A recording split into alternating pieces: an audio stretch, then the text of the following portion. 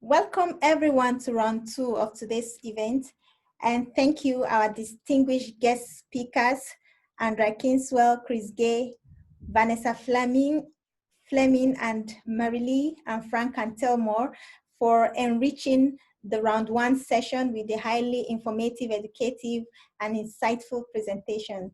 Thank you very much. And if you're just joining us for the first time, once again, my name is Lawrenta Igoh. I am a student of Criminology and Criminal Justice, Solent University, Southampton, and a Chevening scholar convening this event alongside other Chevening scholars to commemorate the 2020 World Day Against Human Trafficking, reflecting on the UN team committed to the cause, working on the front line to end human trafficking. Just so you know that the session is being recorded, and proceedings from the recording will be shared with you at the end of the session. And kindly drop your question if you have any as I hand over to the moderator of today, Wiser Rafik.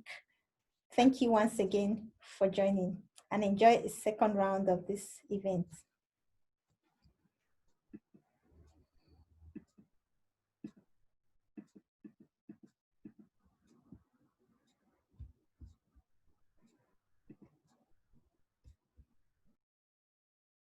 Do we have any questions, or shall we move forward with round 2? That is an amazing opportunity, guys. We have amazing people with us. Ask whatever you want.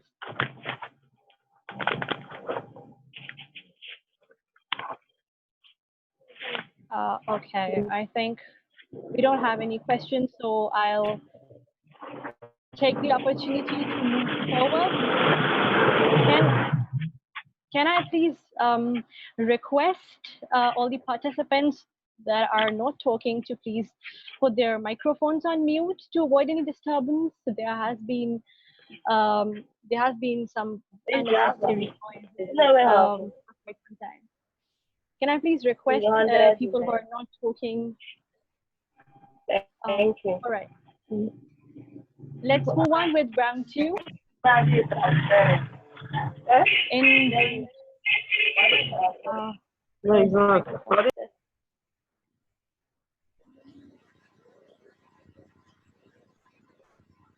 I please request again to put your microphones on mute until you have something to say in order to avoid any disturbance. All right. Okay, moving towards round 2, where we have Chevening scholars with us, and there will be continuing with a panel discussion. First of all, we have Mr. Joshua. Yes, very amazing, brilliant speaker. Joshua Bardu was awarded a National Exhibition Scholarship, and in 2019, he was awarded a Chevening Scholarship. He studied his Bachelor of Laws at the University of West Indies, Cave Hill campus in Barbados. He studied for his legal education certificate at the Hugh Wording Law School in the Republic of Trinidad and Tobago, and he's currently pursuing an LLM International Human Rights Law at Brunel University, London in the UK. He's passionate about human rights and protecting the most vulnerable and discriminated groups of people in society. Thank you very much, Joshua, for being with us today. Over to you. You're welcome. Good afternoon, morning, night, everyone, wherever you may be. I am truly honored to be a part of this very important discussion today around human trafficking. And today I will simply be talking about the topic of human trafficking from an international human rights perspective, international obligations, treaties, and the role of states. Board certifications. Can you hear me? That's personal. Can everyone hear me? Yes, we can hear you. Joshua, yes, we can hear you. There's noise in the background. Can I please request everyone again to put your microphones on mute? Thank you. Okay, so I brought enough bags and bottles for everybody. Thank you. There you go. I don't know if the host knows, but the host has the ability to mute anybody and everybody on the phone.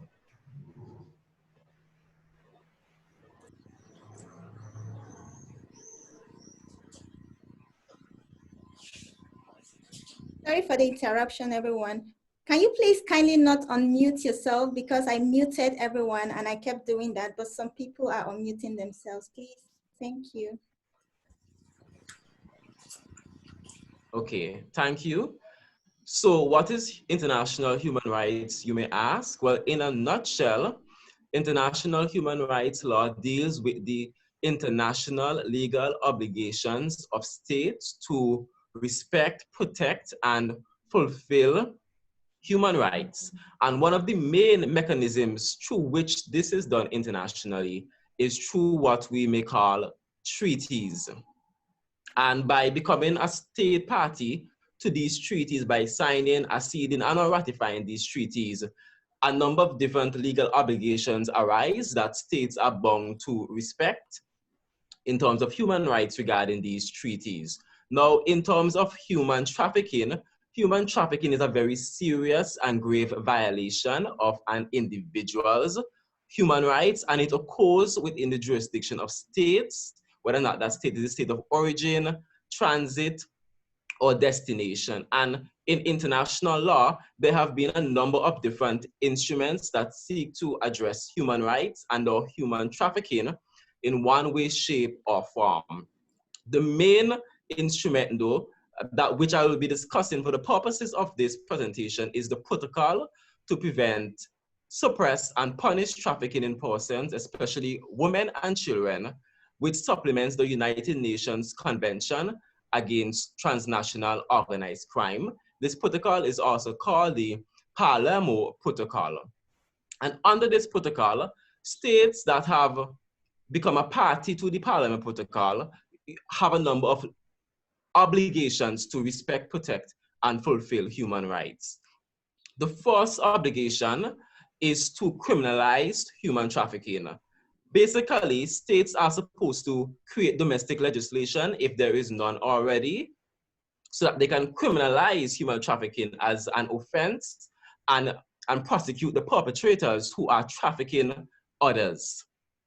Another obligation which arises under this protocol is to protect victims of human trafficking, and states are supposed to, as much as is reasonably possible, secure victims of human trafficking and to assist them, whether it's through housing, through counseling, through medical, psychological, and material assistance, or even providing information in relation to court and administrative proceedings, informing victims and our survivors about their rights, and if they have any possible remedy or compensation for damage that may have happened or occurred to them.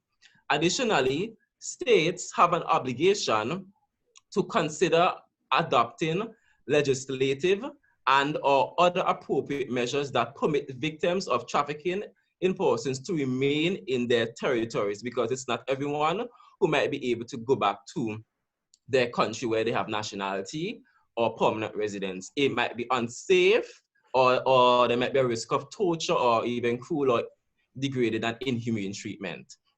Additionally, states have an obligation to repatriate victims of human trafficking who might be nationals or permanent residents of other states, where they can do so.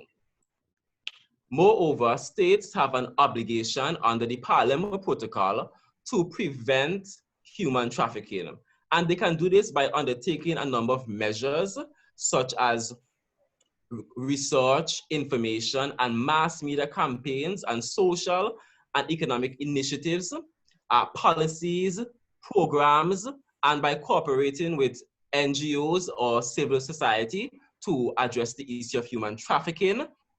And they can also further strengthen their bilateral and their multilateral cooperation with other states. Furthermore, under the Palermo Protocol, states have an obligation to facilitate information exchange and training amongst, for example, law enforcement, immigration authorities, etc. And they can also cooperate with NGOs and other elements of civil society to accomplish this obligation or these goals. Additionally, states have an obligation under the Parliament Protocol to strengthen border measures to prevent and detect human trafficking, ensure that there are measures so that they can know who's coming in and out of their territories, so that they can have an idea of, who might be trafficking who, or who might be a victim of human trafficking. Furthermore, states have the obligation to secure and control travel and identity documents to ensure that these documents can't be misused or easily falsified, and they are supposed to, take measures to prevent their unlawful creation, issuance, and use in the first place. And lastly, the last obligation under the Parliament Protocol, which I will briefly talk about, is that states have an obligation to verify the legitimacy of documents that are purportedly being issued by another state. So, if by chance there's some suspicion of human trafficking or there's evidence of human trafficking, a state has the obligation or the ability to, call up another state and inquire into whether or not, these documents are legitimate and whether or not they were issued by that state. So these are some of the international legal obligations that a state party may have by becoming a party to the Palermo Protocol. Thank you very much for your time, and I hope that it was very informative. Next speaker. Thank you very much, Joshua. Thank you. Yes, it was very informative, and every one of us, at least I enjoyed it a lot. Thank you for that. That was brilliant. So with this, before I move forward to the next speaker, I would want to make a request that you have time to post your questions. You can post your questions while a panelist is going on, so that towards the end of the session, we're able to take your questions. With this, I would request Ms. Lawrenta Igoh, who's a human trafficking prevention and child protection advocate with over 6 years of experience in Nigeria. Lawrenta is a 2018 Mandela Washington Fellow and currently a Chevening Scholar on MSc, Criminology and Criminal Justice Program in the UK. She also volunteers with Axano Foundation for Empowerment and Development, an organization working tirelessly to promote social good for impoverished communities, mobilize action, build community resilience, and prevent root causes of human trafficking while helping formal and potential victims and survivors of trafficking to recover and heal through advocacy, empowerment, and education. Lawrenta's volunteer and professional work is driven by her deep concern for the many impoverished and vulnerable people whose rights are often stifled. Thank you very much, Lawrenta, for being with us today. Over to you.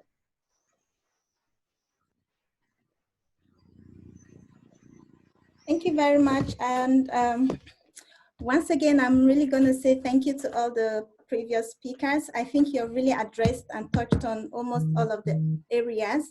And we are very privileged and honored to have particularly professionals with wide experience and expertise, academians, and both those who have been heavily involved in the fight against human trafficking. So I am reflecting on the topic, addressing the root causes of human trafficking, going back to the basics.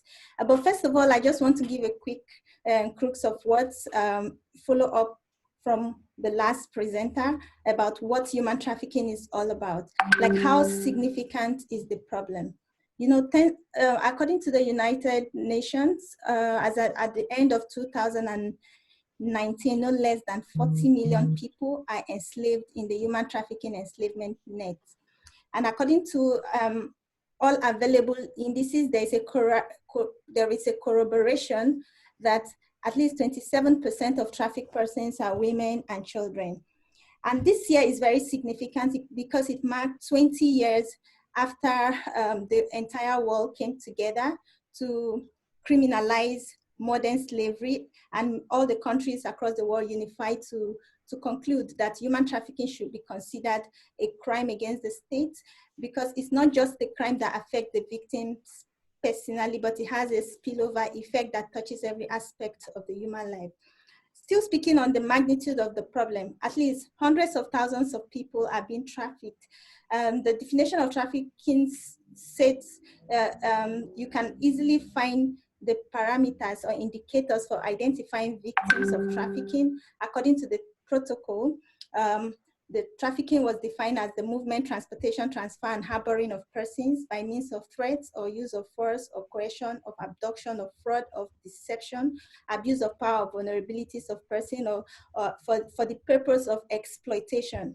And exploitation was defined according to the protocol 20 years ago as the exploitation of the prostitution of others, other forms of sexual exploitation or servitude, of labor exploitation, of removal of organ, or all forms of dehumanizing and exploitative situation. Although why a lot of scholars have tried to look at some epistemological issues regarding the definition by the UN 20 years ago, and how it limits a lot of parameters that sometimes victims suffer more and they are unable to access justice against their perpetrators because the crime, the way it is being described, does not fall within the purview of the law, which affects both the legislation, the criminal justice system, and the inability to secure conviction. Just as during Vanessa's reflection about the Joint Border Task Force operations in Nigeria, I work also as a law enforcement agency, and sometimes some of these definitions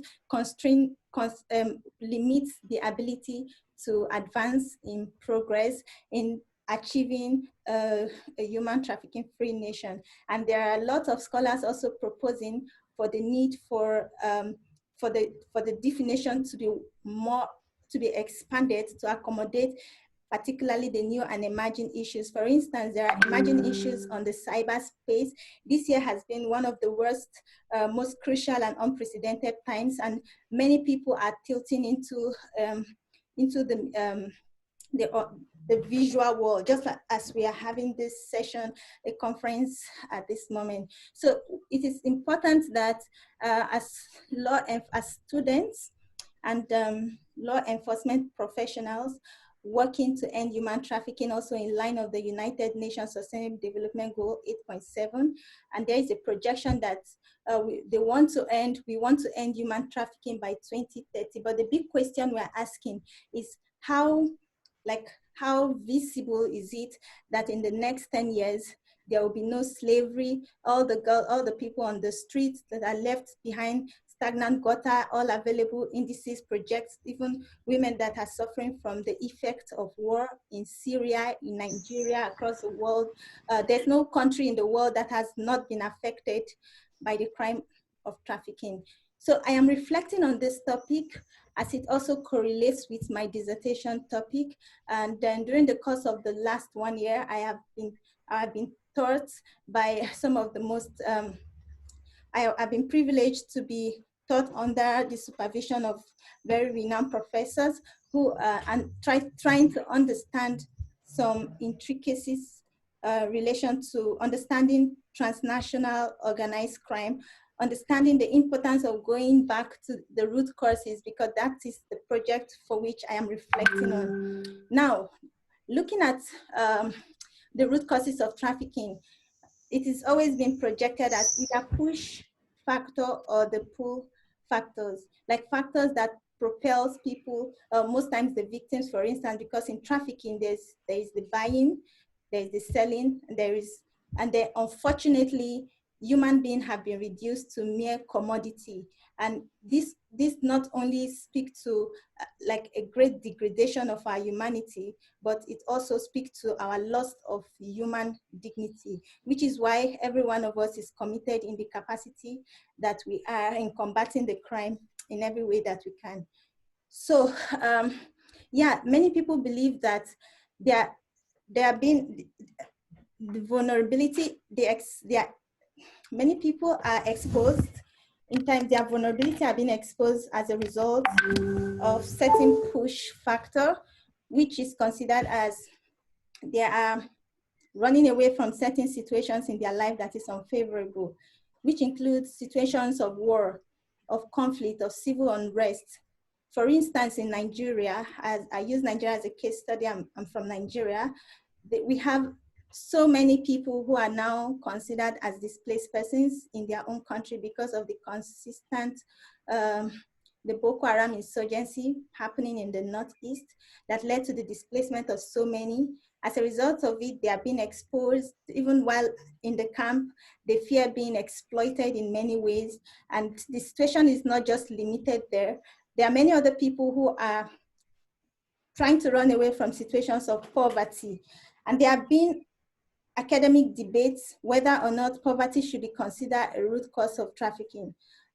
But notwithstanding, it is important to look at these situations that expose the vulnerability of the child. And just as Marilee rightly said during her presentation, so that when we as law enforcement professionals or advocates are trying to design policies or programs or legislations that affect this very important demographic group of people that we care very much about, we will put the best interest of the survivor at the forefront in designing such projects, such that we will go back to the basics, going back to what she experienced, design an individualized project with her in that community, in that village under the mango tree, help her to recover her life, to recover healing, to acquire abilities and learn strategies, and become properly reintegrated back to the system and society. There's also another factor called the pull factor. Of course, many people are being trafficked, like when we were taught about the rational choice theory or the strength theory. There are a lot of theorists that have been able to describe crime or to say why people behave the way they do or why they commit crime or why people are being vulnerable to committing crime. But I'm not going too detailed about those academic aspects, but I'm saying that we need to look at what exactly is pushing the girl or the boy or the young woman who is being vulnerable or is moving from one place to another according to the Palamo's protocol that describe trafficking in relation to movement. But we also need to look inward, internally, to see those other factors that are neither push nor pull. For instance, there's this important, the systemic corruption that has invaded a lot of systems and structures. And it's part of why a lot of other crimes, including human trafficking, is connected to it, as everything is connected to everything else. So as public leaders, as government officials, as advocates, we need to also look at stopping human trafficking by also looking at systemic factors like corruption, by also looking at factors such as conspiracies and compromise, even among professionals and stakeholders fighting trafficking. For instance, it is not denying the fact that a lot of people have already considered the vulnerabilities of the vulnerable people as a big market. So whenever something bad happens where there is war, you see people designing projects and proposals just to get grants in order to, with the intention to innovate for social good for those being affected. In the end, it goes back to corruption. They enrich themselves, they enrich their board members, and the situation continues unabated. That is why this subject of reflecting on root causes is important in the fight against trafficking. And in the course of it, there are some advocacy tools that I would like to make some suggestion about that can also be looked into, in addition to the UN 5P practice of prevention, protection, policy, partnership, prosecution. There are other issues too we need to critically look at, just as I was trying to speak, talking about some gaps that needs to be looked at as well. The protocol to prevent, suppress, and punish trafficking in persons, especially women and children, the Palermo Protocol, talks about 3 key things, which is prevention, suppression, and punishment. So I remember in one of my sessions with Dr. Mark Farwell, he was talking about the binary. why we need to look outside, look like there is no box. Like everyone is just looking at one dimension, especially just looking at the areas of punishment, prosecution, and not focusing too much on prevention. And this is not saying that a lot of effort hasn't been in place over the last 20 years. A lot of effort has been in place, both by the international community, the state parties and all. And there have been, like, for instance, looking at the UK strategy to prevent drug, which is also connected to trafficking, because human trafficking is like connected to many other crimes, including corruption, drug abuse, financial crime, and the likes. So the strategy projected 4 main things, which is reducing demand, restricting supply, bringing about building, recovery, and global action. So I feel like, as I'm rounding up my presentation, these are very important key strands, even though, as one of the presenters said, that there isn't any, I think, Vanessa, that there is no such thing as best practices, because in considering policies and programs to combat trafficking, we also need to look at the cultural dimension. We need to look at the political strength, political will of the nations we are referring to. So some things that may work adequately in the UK because of their smart and innovative system and structure in place may not adequately work in other developing countries across the world. So everything based on the individual cultural situation, that the intervention would work. But at the same time, there are some strategies that are cross-cutting, like reducing the demand. And there are many ways we could reduce the demand for trafficking. And one of the ways which I'm reflecting on today is by going back to the basics and trying to understand what exactly exposed the buying, or what keeps fueling the buying, and what is and the selling in the crime against humanity, which is human trafficking, and to restrict supply. Also, state parties and governments and legislations across the world have to also make stringent, to make more stringent, or take up more stringent measures to restrict the supply of both commodities, because trafficking is not just sexual. There are a lot of children across the world. In Ghana, you see in the Lake Volta, children fishing, and they are robbed of their rights to be children. They are being engaged to do all forms of hazardous work at the age of 5. You go to other parts of the world too, you see where women are denied their voices because their culture or the religion has restricted them from speaking. So a lot of people are enduring worse things. Even while we are having this session right now, there is a young girl out there who is stretching innocent hand for succor, who is looking out for someone to rescue. So the problem is yet to be achieved, even though all efforts have been in place. So this is a call to all involved. And I feel that to really, really look holistically at trafficking, including rehabilitation for victims and proper reintegration back to the system, we need to really consider the victims, survivors, and design projects that adequately suit their needs. And it's not just a crime that one person can do alone. Nobody can do everything. And that's why collaboration is key, but everybody can do something. Partnership is very important. One person can make a difference. And if everyone sees himself as that person, I believe we'll just all be on the same page and be looking out for the best interest of every child, of every woman or children or man out there. And then I'm going to end my reflection just like with what Eleanor Roosevelt once said when she was talking about human rights, because human rights, human trafficking, they are all connected to each other. And she was asking that, where does human rights come from? I say it comes from small places close to home, so small and so close that they cannot be found on any map in the world. but yet they are the map of the individual person, the school or colleges where he goes to, the work of factories or farms where he works. So these are the places where every man, every woman, and child seek equal justice, equal opportunity, equal dignity without discrimination. And if we really check well, we realize that in a world like ours, we all seek for the same thing. It doesn't matter the color of our skin, our race, our identity. We are all seeking for freedom, freedom from fear, freedom from wants, freedom from indignities. And if there is equity and justice and fairness, and everyone, like it should involve the whole of government and the whole of government of the society. Everyone should put their hands together, because alone, if you work alone, you're just a drop, but together we are an ocean. Thank you for listening.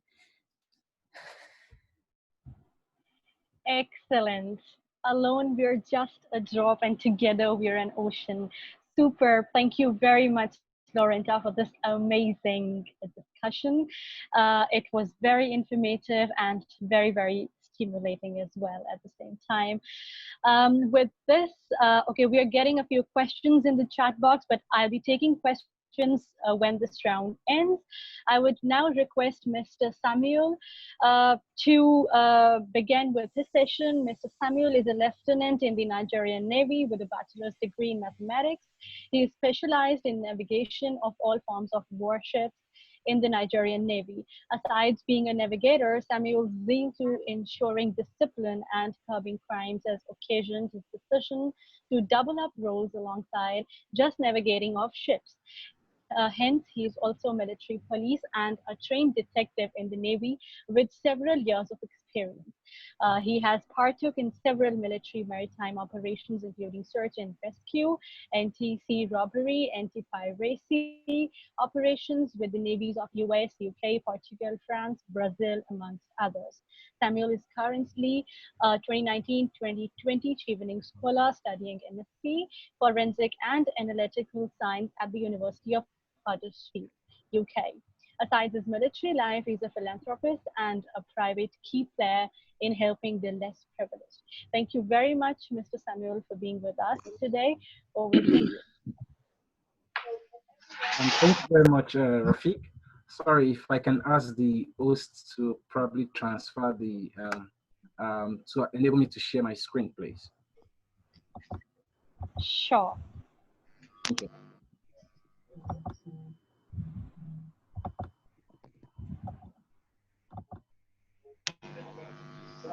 I'm still waiting for that permission.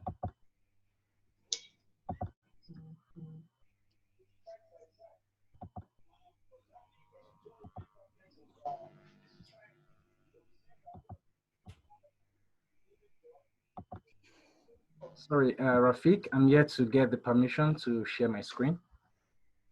I'm just doing that. Just a moment. Thank you.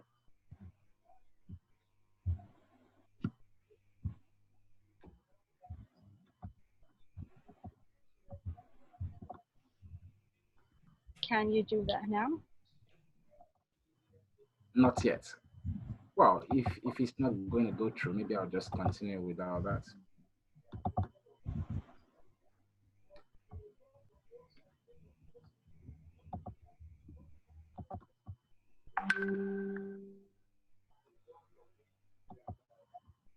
Okay, it's not going through. Maybe I'm just going to continue the presentation. All right.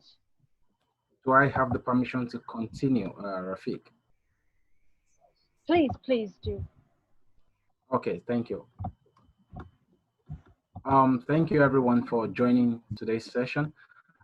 Samuel Olowokere, as Rafiq has earlier on introduced, and this evening or morning or afternoon, depending on where you are in every part of the world. Do I have the permission now, Rafiq? Oh, not yet, not yet. Okay, that's fine. Depending on where you are in the world, I'll be speaking on border vulnerability and the responsibility to protect. And I'll pay particular attention to the role of the Navy, airliners, immigration, customs, police, and other law enforcement agencies. So honestly, Kingswell and Chris Gay, as well as Vanessa, has done justice to whatever I'm going to say today. But again, I still need to bring in the military perspective or the law enforcement agency perspective. So contemporary issues have orchestrated a rethink on how borders can best be protected against transnational crime, illegal immigration, human trafficking, non-legitimate asylum seekers, and terrorist-related threats. Therefore, my short presentation this evening is going to be bordered on the responsibilities the law enforcement agents needs to contribute in order to reduce human trafficking problems. So the question is, what is border vulnerability? I would say it's the ineffectiveness of the border control system, which promotes the porosity of borders for illegal migration of people. And some of the causes of these loopholes are probably poorly manned entry and exit points, which probably could be bent on the lack of personnel, physical or information security. And sometimes it's not just limited to that. There are other times where you would have a border that is properly manned, but due to the lack of work interest, as a result of maybe poor remuneration, as well as a lack of job satisfaction, you could have people at the border and they are not just interested in probably doing the right thing. And the major problem in border vulnerability has to do with collusion.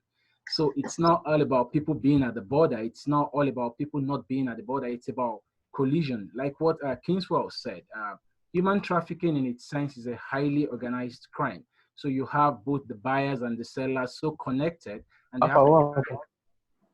they have to carry on the link. So you would find out that sometimes there are people even that are at the border and they've been colluded into these crimes. So they just allow the suspects or the culprits or the victims to just pass through the border so easily. And they're not just limited to the three I've mentioned. There are other things that could have orchestrated border vulnerability. So what's the responsibility to protect? What's the role that people need to take in order to reduce human trafficking?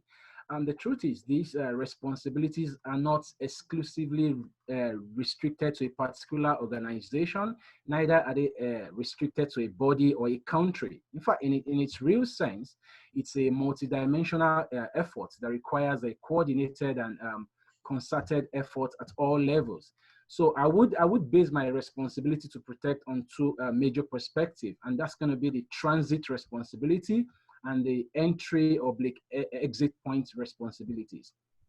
Under the transit responsibilities, that's where the Navy will fall in, as well as the airliners. So what does the Navy need to do? What does the Navy need to, how can the Navy help in reducing human trafficking? One, they should conduct patrols of seas and ports around the coast, around the country coast, within the internal waters.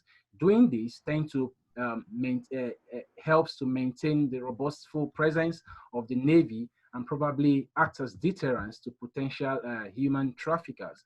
Also, the Navy can conduct intelligence-driven operations such as boarding and searching of vessels, even search and rescue, anti-illegal campaign.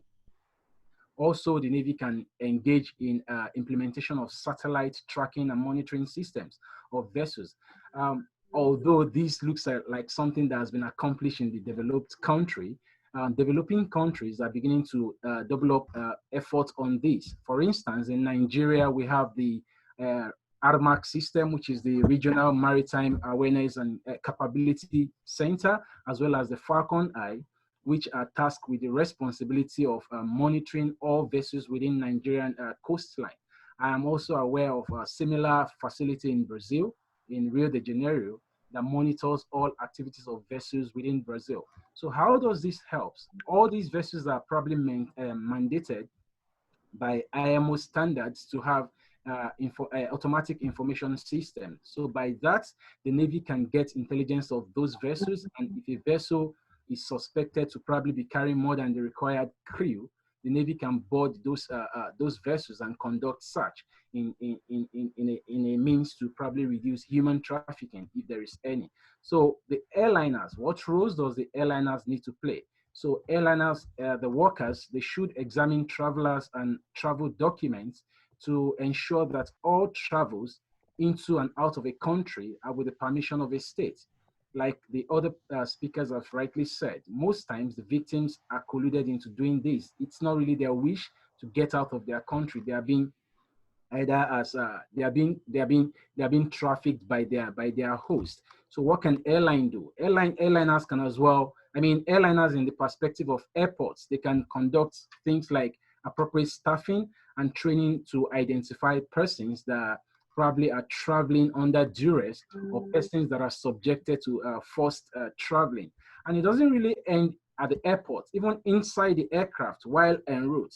The roles that can be played by even the cabin crew, just like what's his name, Marilia said. You need to train the flight attendants to be able to identify distressed persons and possibly use psychological measures to isolate unwilling travelers, probably for further specialist investigation. Doing these, all these concerted efforts would probably help to reduce human trafficking. And the other responsibility that I said, which is the entry and exit point responsibility, and that falls into the category of all the other security agencies or law enforcement agencies or paramilitary, and I mean the customs, immigration, border police, and other law enforcement agencies. So what do they need to do? First, they need to strictly adhere to their migration regulation policies according to how your country have their migration policies. All these agencies need to stick to that and make sure that they pay particular interest to travel history of individuals, as well as proper verification and documentation of travelers. Also, this organization can engage in regular reshuffling and reposting of personnel at entry or exit points. Why should they do that? That tends to break the relationship that might have occurred between a particular security agencies being familiar with a frequent flyer or a frequent traveler. So it tends to dampen over familiarization, which is probably one of the first steps into colluding with airport officials or security agencies in conducting human trafficking. And lastly, it's going to be the training of personnel on on spotting and potential evading techniques adopted by traffickers. So usually people who are traffickers, they're criminals. So the first instinct of a criminal is he wants to evade the camera. He doesn't want the security cameras at the airport, at the seaport, at the land port to pick them. They want to not communicate with people. They tend to dodge. So if we have airport workers who are trained to identify these specific people, it's a good deal and it's going to probably fetch some good result. And that's just the few responsibilities I'm going to point out on the entry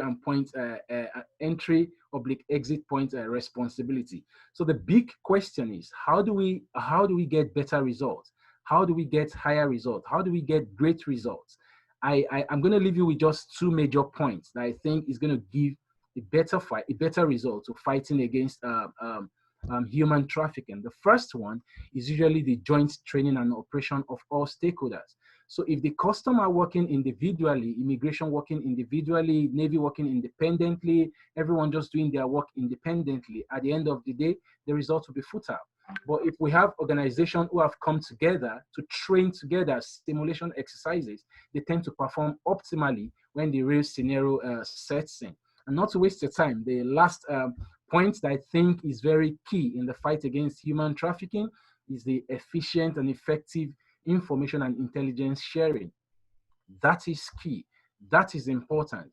If I've got adequate intelligence about a vessel's movement, conducting people from one place to another, all I need to do is an interdiction operation. I just walk straight to the vessel because I know this vessel has been identified as a potential human trafficking vessel.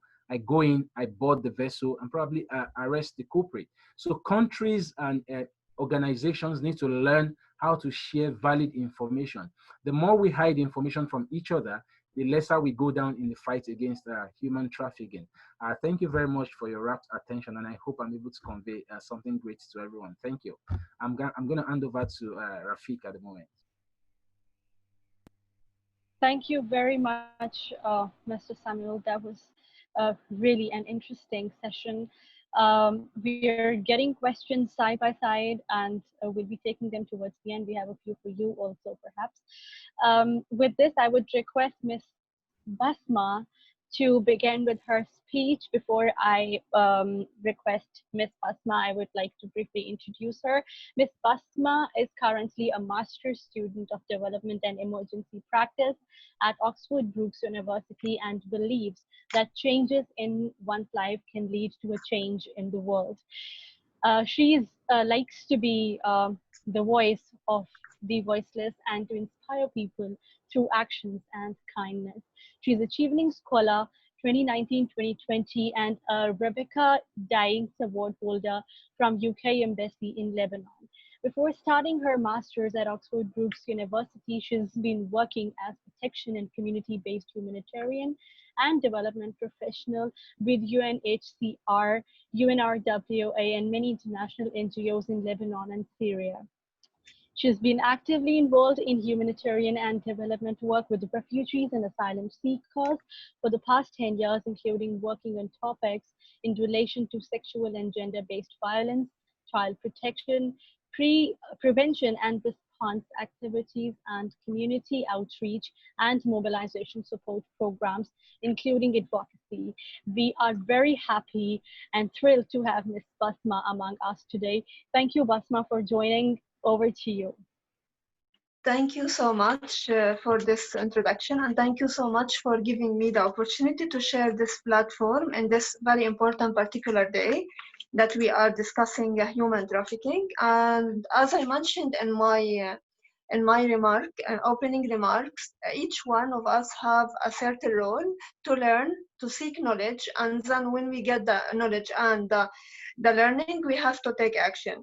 Building on and what have been said before, I will be focusing more on the bottom-up perspectives, because we speak about the top-up perspectives, like what we can do from the international community, from the state, from the Navy, and from the local or international NGOs. I now will be speaking more about the bottom-up perspectives and concentrating on the idea of working on the front lines to end the human trafficking, and also to learn about human trafficking or to take action, building on each one capacity from academic, professional, or whatever domain or capacity that you have. I will be focusing on the three main points, also taking into consideration the time. The first point will be speaking about victim-centered approach. Then I will be speaking about education, and the last point will be speaking about creative strategies, all of them under the title of bottom-up perspectives, which mean community-based initiative or perspectives, or community level and individual level. When I want to start by the victim-centered approach. The victim-centered approach, I would like to speak about two main points that we find that they are lacking, and we want more to focus on them and to build on them to increase awareness, and also to seek more information or more knowledge about human trafficking. By victim-centered approach, I mean empowerment of the victims, and then make it participatory, or sharing stories about the victim. When I say empowerment, I really want to focus on the prevention and response side. On the response side, we need more to reinforce and to build a very holistic and comprehensive, but very strong as well, infrastructure, which means the infrastructure for taking care and for responding to human trafficking and supporting victims, starting from educational system, health system, legal system, court system, and even the community level system, or the way the families are bringing up their children.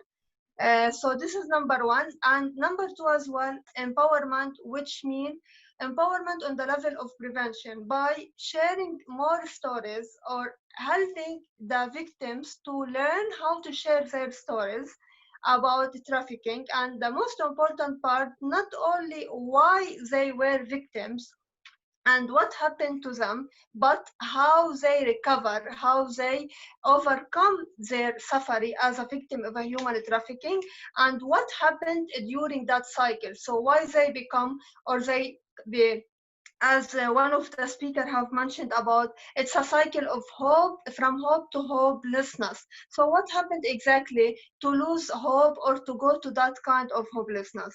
So helping the victims and empowering the victims, but taking into consideration three important principles: do no harm, confidentiality as much as we can, and also confidentiality, do no harm, and also the well-informed consent. But actually, we need more to hear stories from the victims about human trafficking, and if we can, from this story, to extract some of the key messages that really help us as at the level of a community, at the level of individuals, to learn more about human trafficking and to know exactly how we can help the victims, because usually we have a lot of stereotypes and assumptions that if we do that we are helping, if we follow this protocol we are helping, but we have really to give the opportunity for the victims to be heard and to make their voices heard in the way that they want themselves their voices are heard or be heard, not the way that we see as a professionals or as a persons who are working to supporting them, how their voices should be heard. So this is the empowerment and make it participatory as well. So if they want really to speak about their suffering or their experience, they are most welcome. If not, we have to find really encouraging, friendly, well-constructed way in order to encourage these stories to be heard, to be shared, as a way of raising awareness and building the capacities of the community and the individuals, and not only not concentrating on the victim side of the story, but also at the empowerment part of the story and how they overcome their suffering or how they challenge also a lot of difficulties and obstacles and also trauma. Because we speak about trauma, we need people to know about this trauma, but we need also people to explain more about how they overcome the trauma. Second point, which I find it very interested and very needed as well, education. And we want to unpack the complexity of this topic, because human trafficking, and when we speak sometimes as a professionals, we find it very difficult sometimes to comprehend. So also we need to unpack the community the human trafficking principles and raising awareness sessions or raising awareness materials to the community in order to help the community and to individual to understand exactly what do we mean by human trafficking and what each individual in the community can do in order not to end also human trafficking, but to learn about human trafficking and to be an advocate for ending human trafficking, and sometimes not only to prevent human trafficking, but also to know how to respond to human trafficking or how to help the victims of a human trafficking.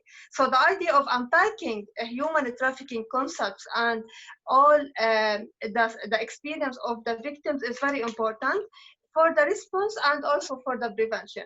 And human trafficking, as we mentioned, is a cross-cutting. So we need to help the community to understand more about ideas or the topics which are very related to human trafficking, like child abuse, domestic violence, sexual abuse. So we need all these concepts in order to simplify it and to have it in a community-based friendly toolkit or community-based friendly materials in order for the community to know and to understand about human trafficking.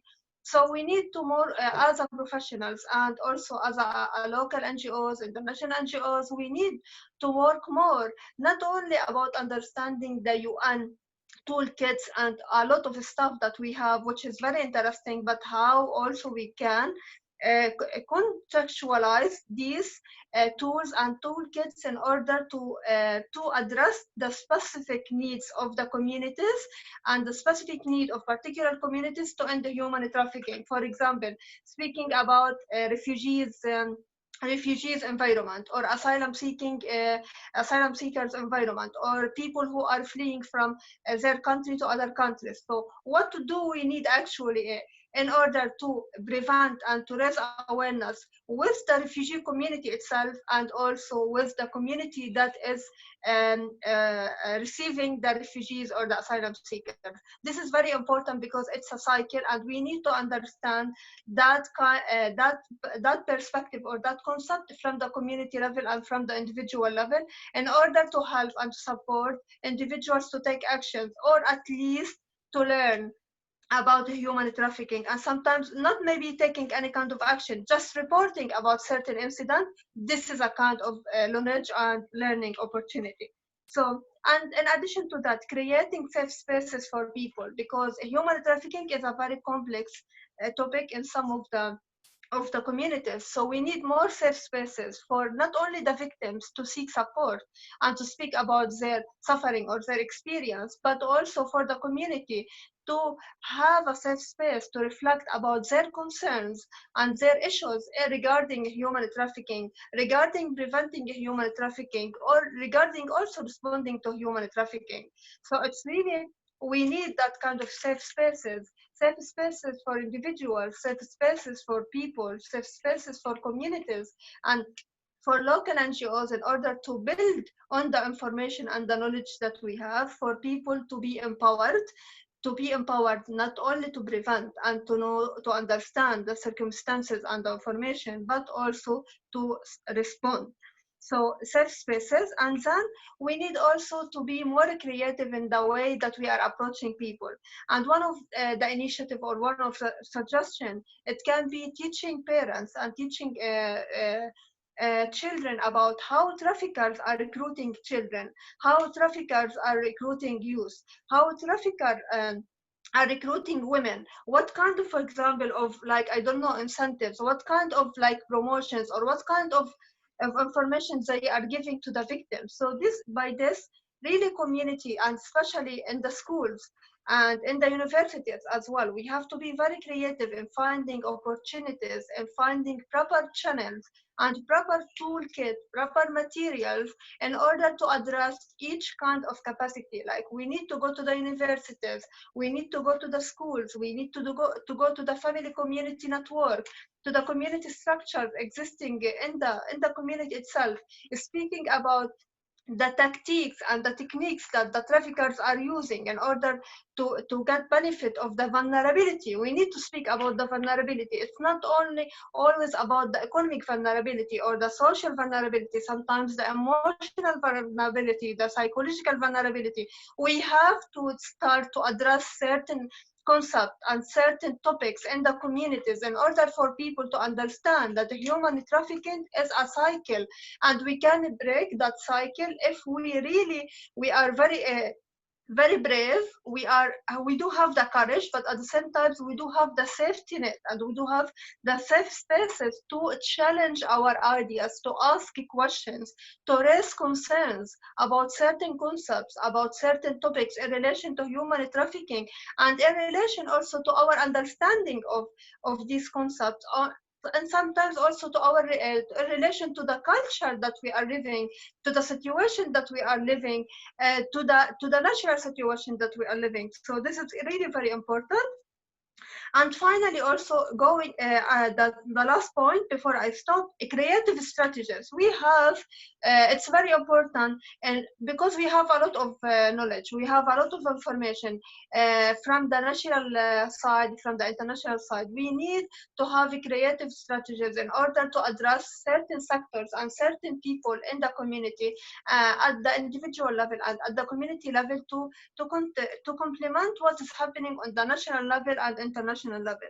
We need, for example, to go to more to the universities. We need go, as I mentioned before, to go more to the schools, to discuss with the families, to discuss with parents, to discuss with youth about issues in relation to human trafficking, and issues in relation to respond to the human trafficking and to the prevention of human trafficking, trying to understand the context and trying to make it more friendly and more adaptable to the needs of the context and to the need of these particular group of people or particular communities or particular individuals.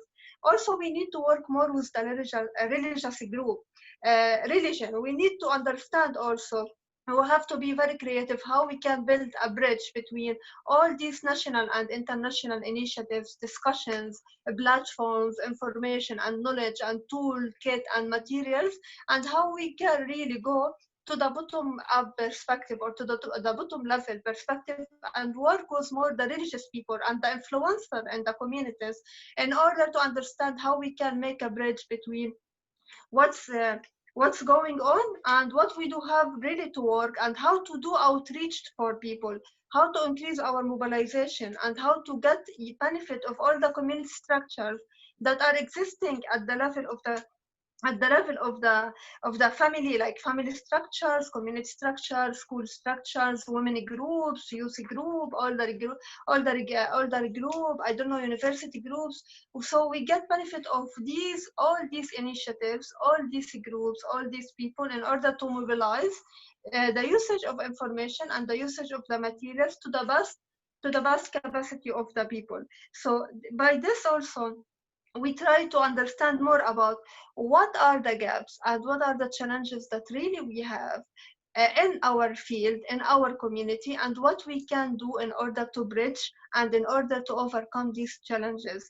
And in addition, which is very important, what are the best practices that we tend most of the time to forget, to reflect about the best practices of preventing human trafficking, preventing child abuse, preventing sexual abuse, because if we prevent child abuse, it's a part of prevention of a human trafficking. If we prevent domestic violence, we are also supporting the prevention of a human trafficking. So it's a cycle, and we shouldn't just imagine that we are working on a certain issue and that human trafficking, oh, it's a big issue and we cannot work on it. No, we can work on it, but we need to understand exactly what are the linkages between the issues that we are suffering at the level of our community, and also how human trafficking is impacted, or how our people are being impacted by human trafficking. And finally, which I find it very useful, community fundraising. We want to help and support more community and NGOs to have more anti-trafficking community organizations, anti-trafficking community groups. So helping people to understand and to establish such kind of groups in order to mobilize people to discuss, to outreach, is very needed as well, at the level of the community and at the level of the individual. And taking into consideration that, for example, anti-trafficking groups can be also globally groups. So it's not only in relation to certain particular circumstances or contexts. It can be also adapted and contractualized in other areas as well. So we have a lot to consider. My point before I leave, we have to really to consider a lot what we can do at the level of ourselves. So if I want to ask a question for myself and for you, taking into consideration your capacity, if you are a doctor, if you are a lecturer, if you are a student, if you are a professional working with UN, if you are a professional working with NGO, I don't know, if you are a refugee, if you are an asylum seeker, what can you do in order to seek more information about human trafficking?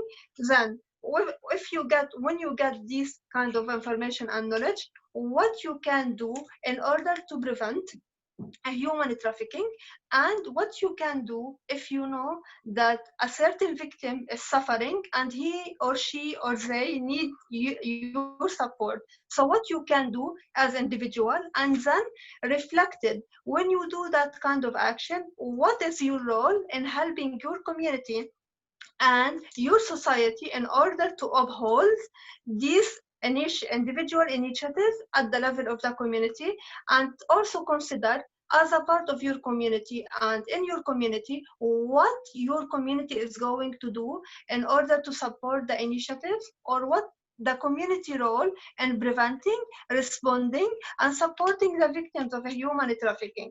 These two questions are very important because it's very important really to reflect on the top-up perspective and working on the policy level, which we do need, but also we have to take into consideration that what we are doing at the top level, we have to bridge it with the bottom-up initiatives and the individuals and the community initiatives. At the end of my talk, each one have a role, each one has a role, each one also has a role not only to seek information and to take action and to learn, but also to educate other persons. And for example, attending this webinar, participating in this webinar, asking a question is part of your learning experience, it's part of your reflection, and it can be also very encouraging to go after this webinar and to speak with other people, telling them, I have learned 1, 2, 3, 4, 5. I have learned. After I have learned, I have decided to take action in 1, 2, 3, 4. And after these actions, I have to reflect. What can I do better? What can I help my community to do better? And what is my role as an individual within a community? And what is the role of the community within a state? And what is the role of the state within the international community? Thank you so much. I hope that you find it useful, you find it informative. I try to bring the voices of the bottom-up perspective, which we tend usually to forget, or we tend usually to speak all the time about the top policy, but we need to concentrate more on the field level, especially in the human trafficking. I will be very interested to also, if you would like to ask any kind of a question or to keep connected, you can have my email and you can have my contact information. Thank you so much. And I am waiting for any kind of questions after the finish of this round. Thank you so much. Thank you very much, Basma. That was really an interesting session. Thank you so much for such detailed recommendations and suggestions. You're absolutely right in saying that each one of us has a role and each one of us deserves safe spaces as well. With this, I would request our next speaker, Mr. Lawrenta Igoh. Lawrenta Igoh is a federal criminal police agent and intelligence analyst with 10 years of theoretical and practical experience in security, organized crime, counterterrorism, intelligence analysis, crisis management, prison system, among other related areas. Lawrenta is a UNAFEI Japan alumnus and currently a proud Chevening scholar on MA in Security, Terrorism and Insurgency at the University of Leeds, UK. He is also Professor of Human Rights, Prevention of Radicalization and De-radicalization, Analysis of Nonverbal Communication and Investigative Interviewing in Courses and Training of Security and Intelligence Agencies in Brazil. Thank you very much, Lelo, for sparing your time for this webinar today. We would really love to hear what you have to say on anti-human trafficking. Over to you. Thank you so much, Rafiq. Good evening, good afternoon, good morning to all of you, my friends. Well, the COVID-19 outbreak is impacting all the societies around the world, disrupting economic activities, government functions, livelihood options, and it is reshaping global dynamics. People who were already vulnerable might become even more vulnerable to traffickers who are exploiting global flaws to gain profits. Other individuals who are experiencing material and economic losses might find themselves at higher risks of trafficking and other human rights violations. In countries that have total lockdown, trafficked persons might remain trapped in their place of exploitation and be unable to find an exit route or seek for help. They might experience increased violence at the hands of their traffickers due to the loss of economic opportunities, or they might be forced to keep working in unsafe conditions without adequate equipment or health protection. Exploited persons might be obliged to work even harder to make more profits in a time of economic disruption. Traffickers might detain their documents, therefore hampering the opportunity to access social protection and healthcare. Without this proper documentation, they might also risk to be detained or sent back to countries where they face violence. Right now, law enforcement's efforts are focused on the prevention of COVID-19. COVID-19's spread and might reduce the capacity to respond to cases of trafficking. The justice system also might be delayed, leaving victims of trafficking who are waiting for a judgment in a kind of limbo. There are still countless other areas affected by this pandemic, but due to our short time here, we will address only the main ones related to human traffic. And the first one is poverty. The COVID-19 pandemic has generated a huge income loss, which will have a severe impact on people who work in the informal sector. These informal workers usually lack basic social protections like public health services, and with the loss of essential daily income, they will find themselves at higher risk of poverty. And we all know that poverty is one of the factors that renders people more vulnerable to trafficking.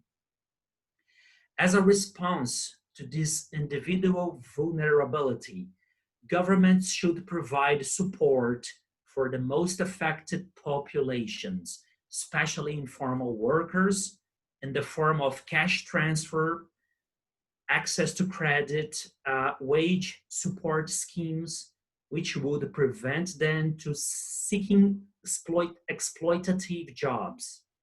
Social protection policies should be extended to everyone.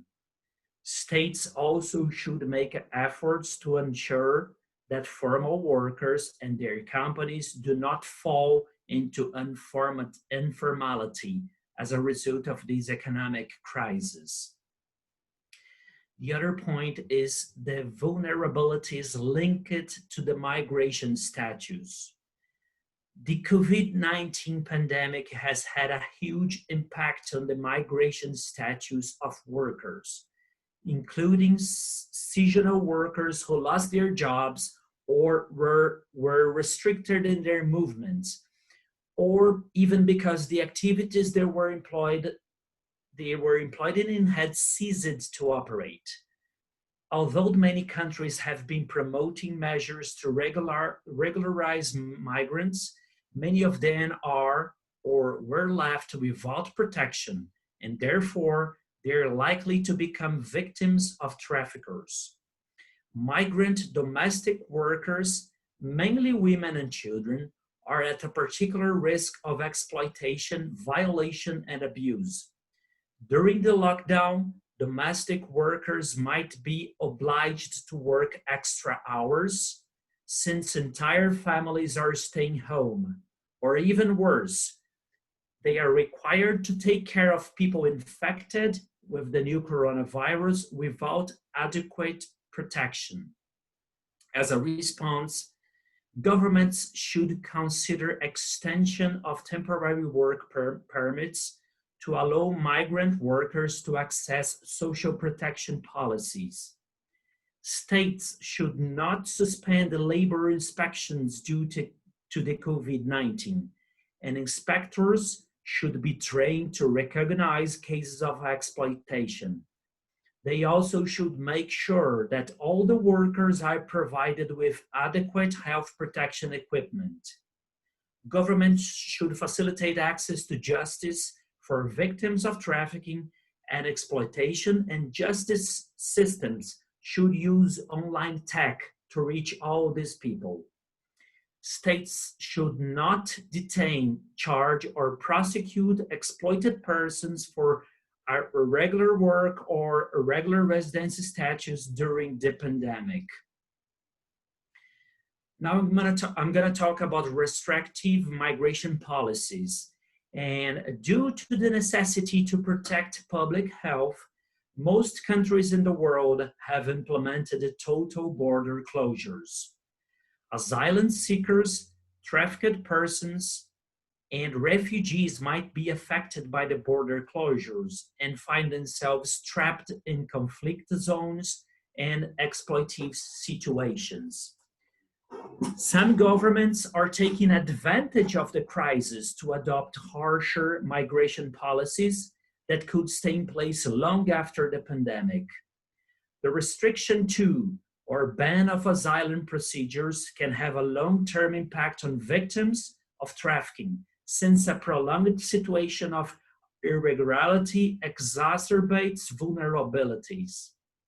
As a response, states should guarantee access to asylum procedures in line with international human rights standards, and these asylum procedures should avoid placing migrants in more vulnerable situations.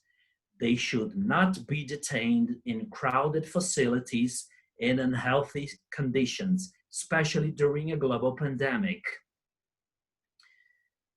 Another point is the lack of services to victims of trafficking. Civil society organizations providing services such as accommodation and social inclusion measures to victims of trafficking have already experienced a huge loss of donations from individual or corporate donors because of the outbreak. Without access to shelters, health and psychological assistance, victims of trafficking might be re-victimized. NGOs also reduce the provision of legal assistance. Asylum seekers already engaged in asylum procedures where court procedures have been put on hold. The lack of recognition of their status led to prolonged detention. As a response, states should provide adequate funding for essential services and support of these victims, such as shelters, psychological services, and access to legal support. Asylum procedures should be treated as urgent procedures and not put on hold during the pandemic. NGOs should raise awareness among donors on the increased needs to fund trafficking prevention and response during the COVID-19 pandemic. About the trafficking of children, COVID-19 global pandemic is exacerbating the vulnerabilities of children to sexual exploitation. With the closure of school, children are spending much more time online, possibly without the constant oversight of their parents, increasing the risk of online sexual exploitation. Law enforcement agencies, like the Interpol, reported our increased online activity by those seeking child abuse material. In this case, there is also a risk that families who have lost their jobs might look for alternatives, a legal means of having an income, selling videos of sexual abuse of their own children. School closures may also lead to an escalation of child trafficking cases because children lost their school meals, which is posing a new burden on their families' economies. Consequently, many children might be forced into child labor or child marriage. Research shows that child labor is often associated with economic crisis. As a suggested measure, governments should ensure that response plans to COVID-19 include gender-sensitive and age-appropriate measures to protect children from abuse and neglect. Child protection services should be considered an essential service during the pandemic, which must be properly resourced. And these services should keep supporting vulnerable children who are at risk of being drawn into criminal activities. States should request tech companies and internet providers to keep children safe online and guarantee free access to child helplines and safe educational platforms. States should also raise awareness with the media, online platforms, and parents on the online sexual exploitation and ways to protect children from outreach and grooming by sex offenders. Well, my friends, to conclude, the current crisis caused by the COVID-19 pandemic is bringing to the surface existing inequalities and is also shaping the way human trafficking is perpetrated. Governments should take stock on what it has been done to combat human trafficking and adopt long-term human rights-centered policies to eliminate vulnerabilities. We cannot forget that this global crisis might also represent a unique opportunity to implement universal social protection systems to decrease sharper social inequalities. As Mr. Chris Guy said in his presentation, we are partners in this fight. I am available to all of you in the UK and in Brazil for whatever is needed. Thank you very much for your attention. Thank you very much, Lelo. Thank you for such an insightful and amazing session. I think our participants had a lot to learn and think after your important discussion. With this, I would want to take a few questions that have been dropped by our participants for our panelists. And the first question is for Jeshua. Are you with us, Jeshua? Yes, I'm here. Right. So we have for you, wait a moment until I get to the question. People are asking Mr. Chris to drop links. He's dropped the link, so I think those questions have been pretty much addressed. For okay, yes. So we have a question for you, Joshua. You mentioned the protocols and international law. How far is it implementable, and how seriously is it taken in the international law regime to actually implement anti-human trafficking, particularly with reference to the protocol that you mentioned? So the person who's putting the question wants to say, I have a question that how many states are obligated by this protocol, and how effective are these international instruments in addressing the issue of human trafficking, to be precise? Thank you for your question. Currently, there are around 178 states that are parties to the Palermo Protocol. So that's not all the states, but it's a lot of them that have decided that this is an important protocol that they should be a part of, and which they want to be legally obligated to observe. As with anything in international law, there are issues of enforcement and compliance. What the protocol does is it gives a legal framework internationally to help to address issues regarding trafficking. And the protocol is just one instrument, in addressing trafficking. There are other mechanisms, strategies, and ways which we can combine to help to address the issue of trafficking. And the very reason that we're still talking about human trafficking now and how to deal with it and solve it means that it's still a great issue, even though we have this protocol, you know, that's in place. So in terms of states, one would have to look at it on a case-by-case basis to know which state is complying, which state is not, how effective it is. Are they reporting? Are they not reporting? Is there domestic legislation? Is the state helping victims? And so forth. Right. We would have to look at it on a case-by-case basis, and of course the protocol isn't perfect. I'm sure there are many people who could criticize and say, you know, maybe the definition of human trafficking maybe isn't as inclusive as maybe it could be. Maybe there needs to be more enforcement of human trafficking. Maybe there needs to be some mechanism internationally to prosecute people who might be engaged in trafficking.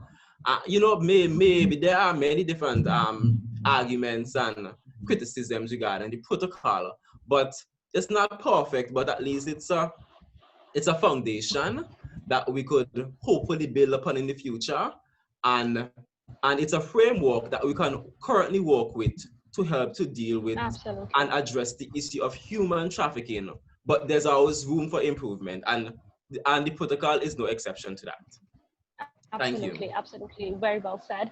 So the next question is, according to Vanessa, there seems to be some encouraging collaborations with the Nigerian government in the fight against human trafficking. In what ways does the Nigerian government support the fight? So this one's for Vanessa.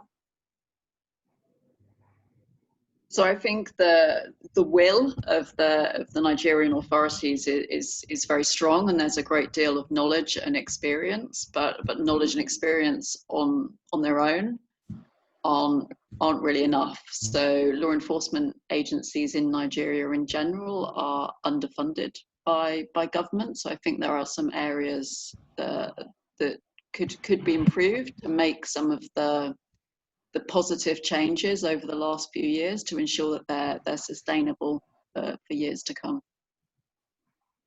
Right. That's nice. So the next question is for Mr. Engine.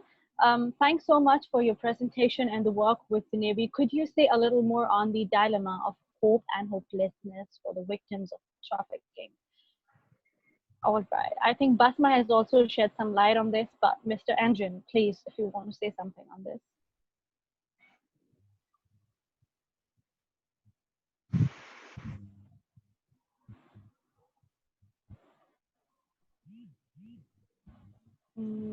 Mr. Engine, are you with us?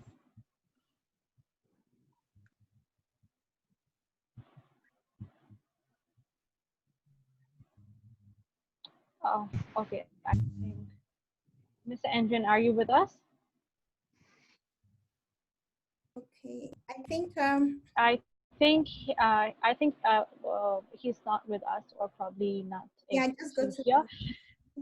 Okay, let's move on to the next question. So the next question is, given the human trafficking is usually a cross-border crime, is there a database that is accessible by different countries that contains information about known traffickers? Any one of the panelists is welcome to address this question, whosoever thinks. Yes, I think I could help. Okay, please do. Please. Interpol has a very good database of it, and they have a very that's right. Yeah, they have a very like a huge website with a huge database, data from all countries that are part of Interpol. So I think maybe you should start a research inside Interpol website and also the UNODC. Right. Perfect. I also think that the U.S. Department of State have a way of collecting data from all of the countries that are signatories to the Panama Protocol. So every year there is the TIP report that is released, but they have specific thematic area that their own research cover or their data. But talking about a central database that's all encompassing and well structured, that has all the countries in the world and that keep records of all the traffickers I'm unsure if there is that database existing already, maybe in progress, but I don't think there's that unified database. Maybe any of the professionals still around can throw more light. Right, right. Yep, Hey, this is Chris. I'd like to add, I put some comments in the thread on this question, and Interpol is definitely one. So I second all of the panelists' already previous comments, and that is true. It's just, you know, sometimes there can be issues around getting access and, you know, privacy, given, you know, people do have rights, victims and suspects, until proven guilty. But as an NGO, we are collecting currently, you know, data on all the trafficking person cases we're involved in. And I think that's a practice that would be good for NGOs to do, to start collecting, especially if they work collaboratively with law enforcement officers in their, you know, jurisdictions and countries. It's proven to be a very effective tool in keeping both of us accountable and keeping track of movement and having to be able to share it, especially as traffickers try to flee and go across border, and then it can be supplied through current channels that exist. But I'm also finding, you know, I think Samuel mentioned computer forensics. There's some very savvy people from law enforcement and, you know, other institutions that really want to use their skill sets to help and support all of us that are starting to make themselves more well known. And I'm finding this is a new area in collaboration for NGOs and CSOs and all of us, quite frankly, to share information and who's good at what. You know, on the forensic side, who's good at this area here. And there's a way to do it where we can all be protected with NDAs and other stuff and begin to build trust. So I would just add that technology is a useful tool that we should take more advantage of. And even if it's simple collection, you know, just through your WhatsApp channels or however, Google Docs, however you do it, but we should protect that information though as well. Absolutely. So, yeah. Right. Thank you. So we have the next question. We have this from Mr. Samuel. Concerning cross-border trafficking, what is the legal effect of not collaborating with other institutions in various jurisdictions to end a reported case? Well, thank you very much. I think that question was asked by Francis. Your answer. Thank you for the question. The thing is, like what Chris Gay has said, we need a lot of collaboration. So let me give you a specific example. So I am a naval officer. I work with the Navy. I have the right to arrest a vessel at sea, but I don't have the right to prosecute the vessel.